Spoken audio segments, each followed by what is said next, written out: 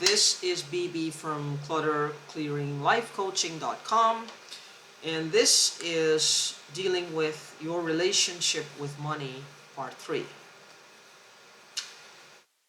Today, what I want to look at, or let us look at, is when you have abundance, how do you treat money? How do you treat the money that you earn, or you inherit, or you're given, or you won? How do you treat the money?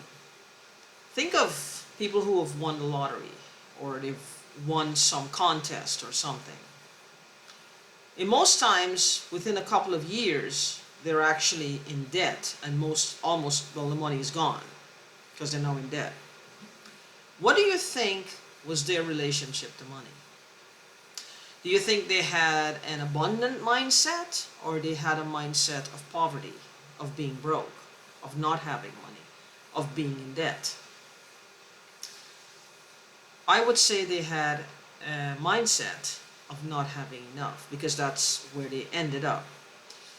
You ever notice people say that money burns a hole in your pocket?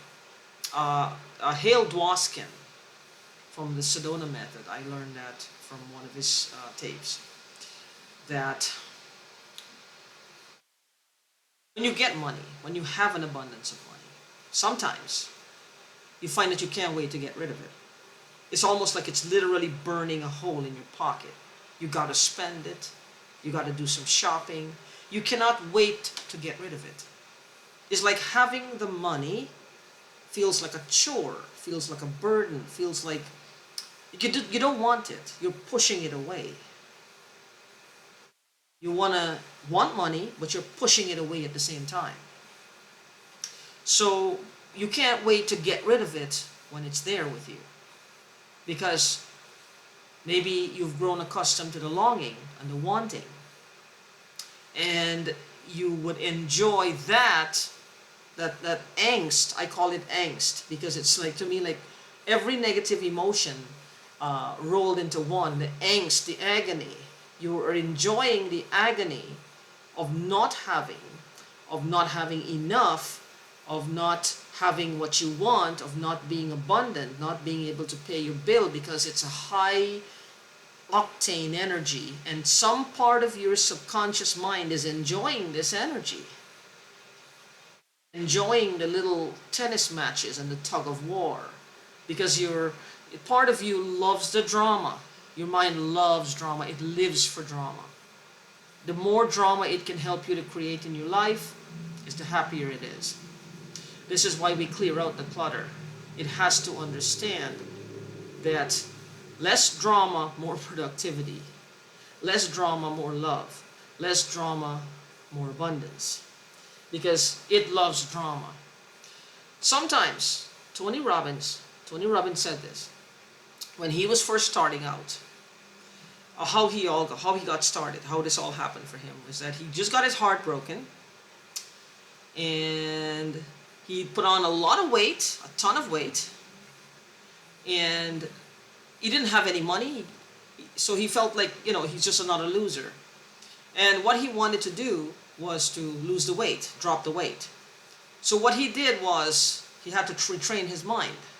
Now his mind loved drama, because he would go dwelling on it. Oh, he's so, heartbroken, nobody wants him, feeling bad, it's like there's so many problems, he's just the worst, has the worst luck in the world, stuff like that.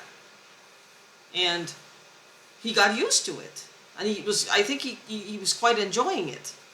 So what he did was he turned up music. He liked music, so he turned up his music, put a plate of food in front of him, and in the moment when he started to enjoy the good part of the song, he pushed it away from him.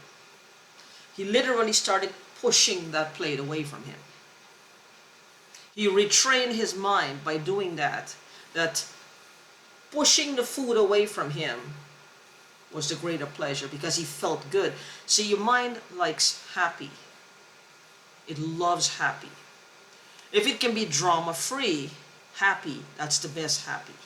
This is where we clear the clutter, clear out the debris, clear out all the little particles that are flying around, and we find the sheer joy that is beneath. You gotta, if you do that, you could try that technique. You could try that technique while you're imagining poverty, yourself or someone else. You could see someone that you care about in some distress, whether it's, this can work for any type of thing. It's, you know, it doesn't have to primarily be for money. It can be for sickness, health, for a relationship, for aches, pains, for anything. Just do it. Again, do not use my methods in lieu of medical advice or medication. Never ever do that. These are techniques you can use in addition to supplement it. But never stop your medication or do what your doctor, or don't do what your doctor says. Please don't. So try it. Imagine if the person is going through some things, or somebody is sick, or you have an ailment or pain, or you just have this bill that you need to pay. Just put it in front of you. Put anything in front of you. This thing, this represents the pain. If you like music, if you like a certain movie, you like to sing, you like to dance, and push it away from you. See it going away from you. See it going away from your loved one. See that bad thing that is unwanted going away from them, so that they're able to have some relief, and you're able to have some relief. Because your subconscious mind is very powerful. It links to everything. And if you train it that way, you will love yourself for it. You will fall in love with you for it. Because it'll bring you only the things you want, not the things that you don't want, in a sense that the lack of. And sometimes I myself was in a bad place a few years ago, before I learned of all of this, where not only I was not just getting what I didn't want, what I didn't want. I mean, the lack of what I wanted. I was getting things that I didn't want, or so I thought. But then I understood what I was doing wrong, so I started to do to do the right thing, to do it the right way.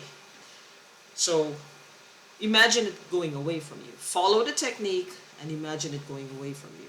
Whatever it is that you don't want, that you don't need, that has no place in your life anymore, you're setting it free.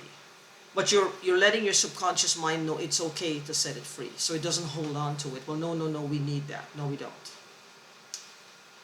Set the unwanted free. So, when we look again at money,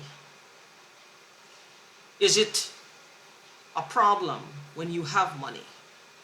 Do you have a problem holding on to money? Do you have a problem saving money?